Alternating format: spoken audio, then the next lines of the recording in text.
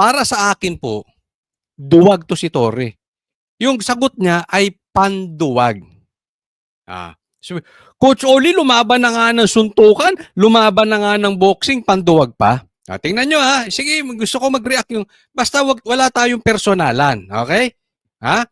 Bibigyan lang natin ng komentaryo kasi tayo naman ay lalaki. Napagdaanan natin to nung high school, nung college, di ba? Alam natin yung mga ganyang hamunan ng suntukan, di ba? Alam natin yan. Tayo tumanda na dyan. From elementary, all boys kami. High school, all boys kami. College, all boys kami. Claret, San Beda, all boys yan. So alam ko yung hugot na itong mga lalaki. Pero syempre gusto ko marinig yung side ninyo, lalo na yung mga kaedad ko, kung sang-ayon kayo na panduwag yung sagot ni Torre. Okay. Sasabihin ko bakit panduwag ang sagot ni Torre. Kasi gusto niya sa Araneta. Gusto niyang pakinabangan yan. Alam nyo, kung matapang si Torre, meron siguro mas magandang sagot. Diba? Eto, alam to ng mga kaedad ko. Yung talagang, alam mo kasi kung yung tao, matapang eh. Alam mo kung matapang yung sagot. Ang dapat na sagot ni Torre, sige, suntukan tayo. Pasok nyo kami sa isang kwarto. Walang armas. Walang ibang manunood. Walang bodyguard. Kami lang dalawa. Mano y mano. One-on-one. Square ang tawag dyan. Square. Kami lang. Tapos, pag may tumba na, saka na lang lalabas yung isa. Diba? Yan ang tunay na matapang. Hindi mo kailangan ipangaladkaran. Ito lagi ko sinasabi. Hamunin ako na suntukan ni Pacquiao, lalaban ako. Hamunin ako na suntukan ni Tyson, lalaban ako. Bakit? Pagkakakitaan ko eh. Kada suntok nun, sisingilin ko yun. O, di ba? May kita eh. May pakinabang. I'm on the winning end. Kahit bugbugin ako ni Pacquiao, kahit bugbugin ako ni Tyson, makikinabang ako ron. Hindi dahil matapang ako kaya ako lalaban kay Pacquiao. Hindi dahil matapang ako kaya ako lalaban kay Tyson. Hindi sa ganun. Dahil kikita ko eh. Ano man mangyari sa akin, buhay na yung pamilya ko. Tama or tamang-tama. Hindi po yun sukutan ng ano. Kasi yung gusto nito, pansinin nyo naman. Ito si Torre, saan ba na-discover to ni Marcos? Sa road rage lang yan, di ba? Naalala nyo, itinibi niya yung kalbo na nanutok ng baril sa isang nakabisikleta. Di ba parehas duwag? Makabaril ka, tututo ka ng wala namang baril. Di ba? Tapos pinapreskon niya. Nag-resign pa nga yan eh. Naalala nyo yun? Pinaalala ko lang doon sa mga hindi nakakaalam. After nun, nakapaghalataan natin mahilig sa TV to si Torre. Kaya nga siya dyan na-discover. Mahilig to sa TV. Dalin mo yan. Yan ang panghuli mo kay Pastor Kibuloy. Kasi bakit? Maraming magko-cover doon. Maraming vlogger. Maraming TV. Pag nagstay ka ron 16 days, harasin mo si Pastor Kibuloy, may TV. Mahirap kaya yung assignment na yun. Bakit? Nakakahiya eh. Mambababoy ka ng reliyon. Walang dignidad yung assignment na yun. But because, eto si Torre, alam mo, mahilig sa TV. Sa anuhin niya yan? Talagang tatanggapin niya yan. Bakit? Makikinabang siya eh. Baste, ito for sure to. Baste will be the next president. Maybe not 2028, but the next president. But Baste will be the future president of the Philippines. Guaranteed po yan. Wag lang siya magkaroon ng major palpak. Maybe after BP Sara, he will be the next president. I don't know. Okay, we don't know yet. But bata pa yun eh. For sure. Magkakaroon to ng higher office. Maybe president or vice president. Gusto nito eh. 'Di ba? Gusto nitong pakinabangan yung TV mileage. Gusto pa siya, kita mo, ang ano niya pa is para makatulong doon sa mga nasalanta ng bagyo. Oh. So, alam naman natin ito'y tatakbo for national position sa 2028. Marami na pong nagsasabi niyan. Actually, kumakalat na po yan eh. So, lahat ng magpapasikat sa kanya, papatulan niya. Yun ang gusto nito eh. Hindi yung tapang. Ang gusto nito, yung magpapasikat sa kanya. Sobrang sikat ni Basti. Especially ngayon na nakakulong si PRRD. Duterte ata ito. At ang sinasabi na talagang katulad ni PRRD ay si Basti. Kaya gustong sakyan nitong mama na to. Alam mo kung ang ipagmamalaki nito, tapang? Pumatol ka dun sa hindi sikat. Or kasing sikat mo. Or above ng kasikatan mo lang. Bigyan ko kayong halimbawa. Si Jay Guevara ng Banateros, hinahamon to. 'Di ba? Yun, fair enough. Wala kang pakinabang makukuha ron kay Jay Guevara. Talo or talo ka lang dun eh.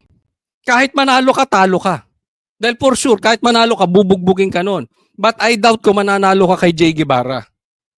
Yun muna ang gawin nyo. Kaya nga tulungan nyo ako sa naniniwala na panduwag yung sagot ni Torre, hinahamon to ng isang Banateros, si Jay Guevara, ikalat nyo. Ikalat nyo po. Kung gusto nyo, yung patas, di ba? At saka sabi nga ni Jay, hindi na boxing. MMA na, walang gloves. Suntukan talaga. Suntukan kalye. Wala nang araneta. Ano to? Kita nyo lumalabas ang ugali nito si Torre? Ha? Kung mahilig sila sa trial by publicity, hanggang sa suntukan gusto ng TV. Hanggang sa suntukan gustong pagkakitaan. Kahit sabihin mo yung kikitain ibibigay mo sa mga nasalanta ng baha, imposibleng walang magbibigay sa iyo ng ano. Baka, eto okay, hindi ko kayo pinagbibintangan, pero posibleng bigyan ka ni Bongbong, matuwa sa'yo. Posibleng bigyan ka ni Tamba, matuwa sa'yo. Kasi kahit bugbugin ka ni Basti, nakuha nila yung gusto nila eh. Dahil kahit manalo si Basti, magmumukha siyang tanga rito. Dahil pumatol sa'yo eh. Ako yun ang tingin ko talaga dito So si Basti, manalo matalo, talo siya.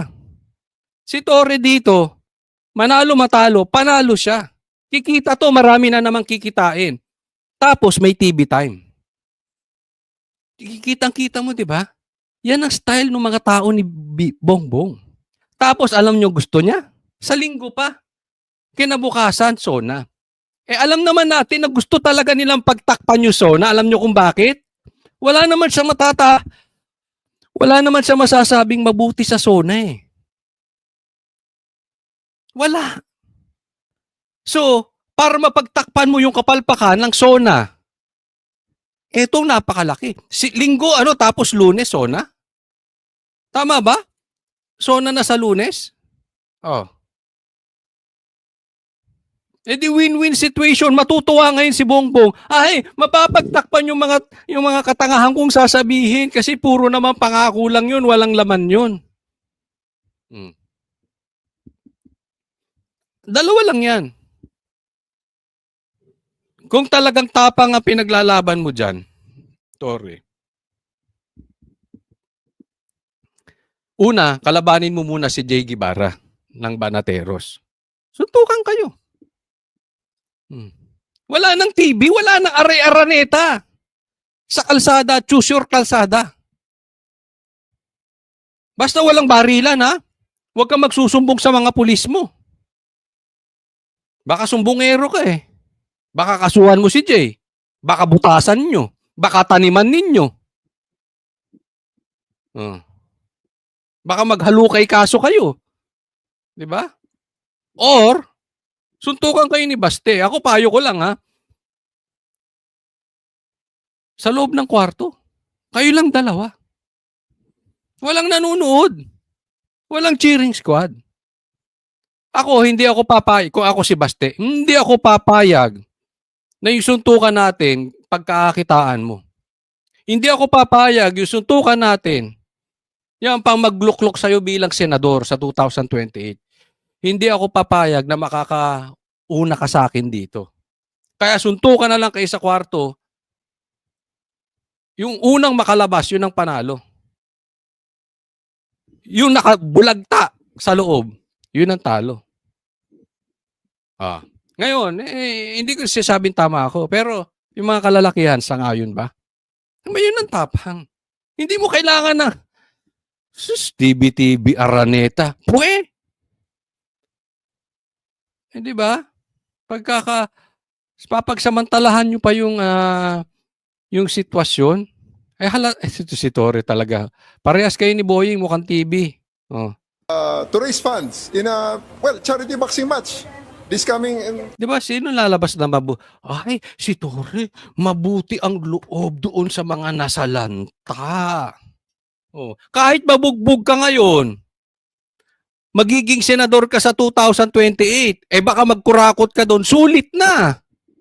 Bilyon, pork barrel pa lang. Hindi ko sinasabi mangungurakot ka. Posible. Kasi kahit nga nakakahiyang utos sa'yo, ginagawa mo eh. Yung kumita ka pa.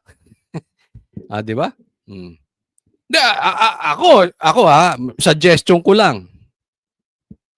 Kung gusto mo pala mag-raise ng pondo, kayo ni Bongbong magsuntukan. Bibenta namin. Ang buong DDS magbebenta ng ticket. Manunood kaming lahat. Suntukan kayo ni Bongbong. Mas kikita yun. Sigurado ko. Kada suntok mo kay Bongbong, baka hindi lang per round ang bayad. Baka kada suntok mo, may sponsor. Kung ang hanap mo lang ay matulungan yung mga nasalanta ng bagyo. Gawin nyo yan. Sige. Diba? Sang-ayon ba kayo sa akin, mga DDS? Magsuntukan sila ni Bongbong. Kada suntok sa muka, yung dumudugo. Huwag naman. Yung medyo nagba-violet. Boxing hindi ko wala po tayong death threat dito. O grave threat, boxing po. Sa ring, Araneta. Gusto niya Araneta eh. Walang grave threat doon Boxing sila. Kada suntok, kukuha tayo ng sponsor. May magbibigay ng pera para sa mga nasalanta ng baha. Ewan ko lang basta ako kay Baste, hindi ako papayag ng ganyan. Lalaban. Payag. Pag dalawa sila sa kwarto. Pagkakakitaan mo, gagawin mo kaming clown. Ikaw mukha ka ng clown. Kung ako na maitsura ni Baste, gagawin mo akong clown. Kung kamukha ko si Baste, babasagin mo mukha ko. Pagpapalit ko sa'yo, kamukha ka ni Diwata. Hindi na. Diba? Hindi. Mas masikat ako sa'yo eh. Hindi ako papayag. Kung ako si Baste. Kung ako naman si Baste, kung ang lalabanan ko sa boxing si Tyson, okay lang. Sikat yun eh. Makikinabang ako ron, maraming pera yun. Kada suntok nun may bayad. Ikaw wala. Tingnan mo yung itsura mo. Kung ako si Baste, black kaya mo ako 4. Black kaya kitang 4, hindi pa halata. Kulay mo pa lang, hindi na mahahalata eh. Diba? Kung ako si Baste, gagamitin ko na yung itsura ko sa chicks. Hindi. Joke lang. Joke lang po. Ayoko ng chicks. Ayoko rin ng boys. Joke lang yun. Diba? Kung katulad ko si Baste, gagamitin ko na sa kabutihan kaysa makapagbasagan ako ng mukha sa'yo. Kaya nga yan ang hamon ni Jay sa'yo eh. Patas kayo sa mukha. Galing kay Jay yun hindi sa akin. Patas. Kayo magbasagan ng mukha. Payag ka? Kayo ni Jay Guevara? Kung para mabilis, this coming Sunday, sa Araneta, 12 rounds, pwede. 12 rounds sa sundukan para maganda. At para medyo marami-rami ang ma-raise natin. May mensahe. Alam mo, kahit Hindi ka aabot 12 rounds. Sa totoo lang, doon sa mga nagbo-boxing, alam nyo bang how tiring is yung 3 minutes? Hindi ka tatagal ng... Maswerte ka tumagal ka ng 5 rounds kay Baste. Maniwala ka sa akin. Kakalog yung tuhod mo. Din si General Torre sa mga bashers at mahilig magkomentaryo sa social media. Mag-donate sila para makaraise tayo ng pondo. Ah, sige! Yung i-donate, dodoblehin namin. Kayo ni Bongbong magsuntukan. Ah. Agree sa mga DDS dyan. Taas ang kamay na agree, magdo-donate. Kung sila ni Bongbong ang magbo-boxing. Pay-per-view. Bukas alas 9 ng umaga, sisimula na daw ni General Torre ang pag-iinsayo sa boxing gym ng PNP para sa pinaghahandaang laban sa linggo. Wala pang bagong pahayag si Acting Mayor Baste kaugnay sa usaping ito. Leia